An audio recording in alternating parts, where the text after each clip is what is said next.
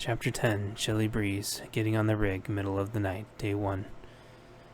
I was in a little alcove on the rig, which was good, but also scary. There wasn't much of a guardrail, it was mostly a chain attached by posts. This thing could tip, and I'd go flying off into the abyss without even a sound. I looked around, and there was an elevator and a ladder. I decided to go up the ladder. It was unlocked, and within moments I was climbing. The higher I climbed, the sprinkles I didn't notice before turned to rain. I couldn't hear the ocean anymore, but imagined it getting closer and closer to me. I climbed faster, but tried to maintain my initial rationality. Before I knew it, I was on the top, and instead of standing, crawled around and away from the edge. I was soaked and felt like I weighed at least an extra 10 pounds. The rain seemed warm, but I knew I'd have to get dried out to avoid hypothermia. It was springtime, but still quite chilly at night. Felt right around 50 degrees, which was not a safe temperature to be at. I slogged my way indoors without much thought. 2 people were inside. They'd been looking out at the rain when I came in the door. I startled them because I guess they hadn't seen me in the downpour. "Where'd you come from?" the bolder of the 2 asked. He had a semblance of authority to the tone of his voice. "I'm from below." I pointed down at the floor, stating the obvious. I did my best to not sound sarcastic or condescending. They both looked at me like I was being a smarty-pants, but I continued before they interrupted. "I heard the captain needed help with something, so I hightailed it up here." I thought to myself, that sounded pretty good. And I smiled, confident and pleased with myself. I was already starting to dry up, and I felt the humidity going away. I unzipped my hoodie casually. "Well, the captain was in the comms room, but he's probably in the crew quarters now," the leader of the 2 responded, fairly reservedly. He pointed behind himself with the thumb. I thanked them both for their time, and then headed down the hall, trying to make it look like I knew where I was going. As the distance increased between us, I heard them discussing how they'd never seen me before. Oh well, I thought, then tried to push it out of my mind. Tunnel vision like usual, literally and figuratively. Chapter 11, Not a Visitor, in the Rig, Late Night, Day 1. There were signs, thankfully, and after some wandering around finding the signs, I eventually got my bearings. The 2 guys that I'd met early on hadn't stressed about the AR slung down my chest. Maybe they were used to seeing them, or maybe they thought I was out of bullets. Maybe it was common for everyone to carry empty guns now just to appear threatening. I guess they didn't notice in the clear bit of my upside-down mags that they were full, but oh well. I passed a few more people in the halls that seemed to be mulling about. They looked at me weird, but before they could say anything, I kept asking where the captain was. They kept helpfully pointing me in the right direction. They didn't seem like the militant type. They seemed familiar like scientists. Like they didn't want to be here, but didn't mind as long as they were left alone. They weren't being left alone, which is why they seemed a little fidgety. They needed their equilibrium back. They couldn't figure out how to get it, so they were extra nervous. I kept following everyone's helpful directions and eventually got to the crew quarters. There were no windows to look through to see what was inside. I tapped on the door with my reinforced knuckle gloves that I'd been wearing this whole time, then went on into the room. There all of my friends were, wrangled up in the rec room and very confused. Looked like they'd been questioned for a while and were starting to get quite irritated. The CO immediately recognized me and opened his mouth to talk. I barked at him to shut up before he could say anything, and said that I needed to talk to the captain. He started to talk again, and I went to him and tipped him over with my foot with a smirk. He was dumbfounded and rolled over, a little too theatrically. One of the other guys tried to not let out a chuckle. I set my gaze for who I thought was the captain and was wrong. They were all huge compared to my average height and build. Surrounded by giant oil rig workers was even a bigger guy. I was starting to wonder how they walked around this place without hurting their heads on the bulkheads.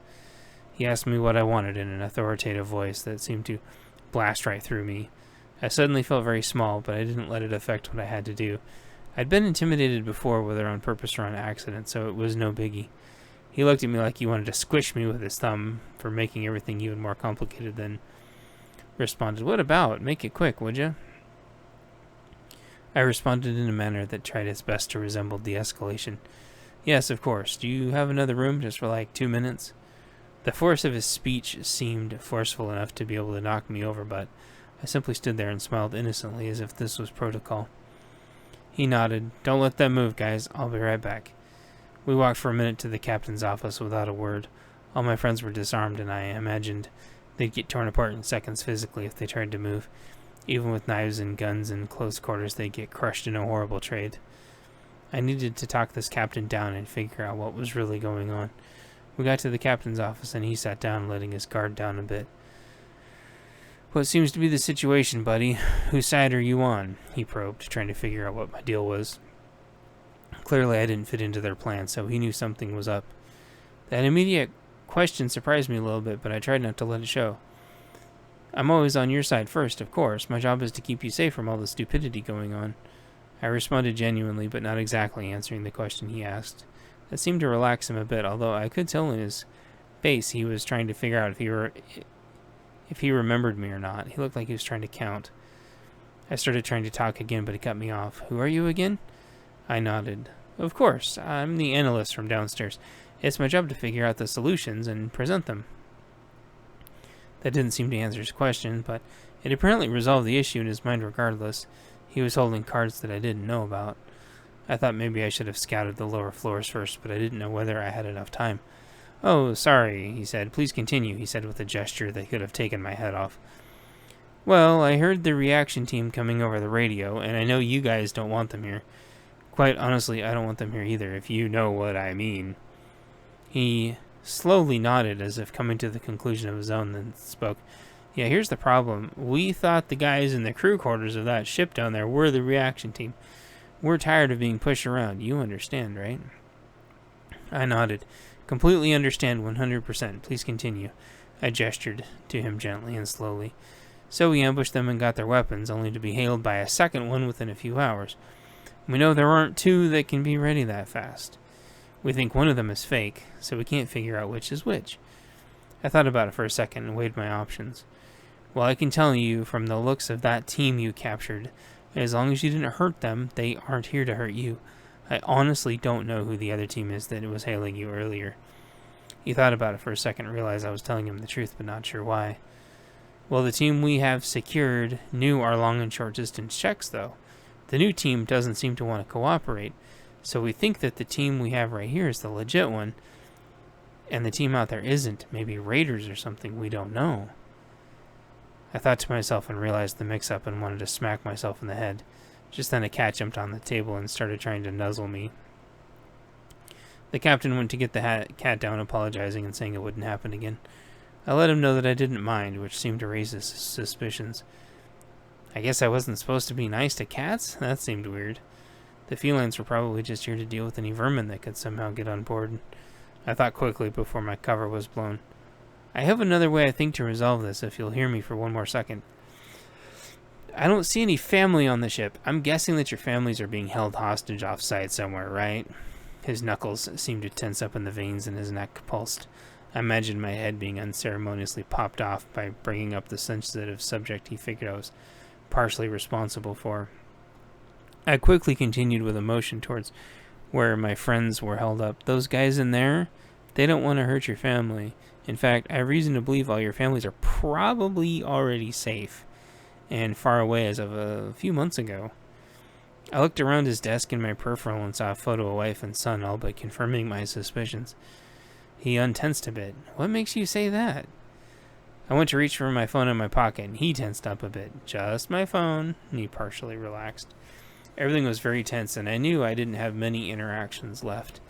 It looked like he was just about to spring when I turned my phone on. I rotated it on the table so he could see and started flipping through photos, side by side, of liberated people.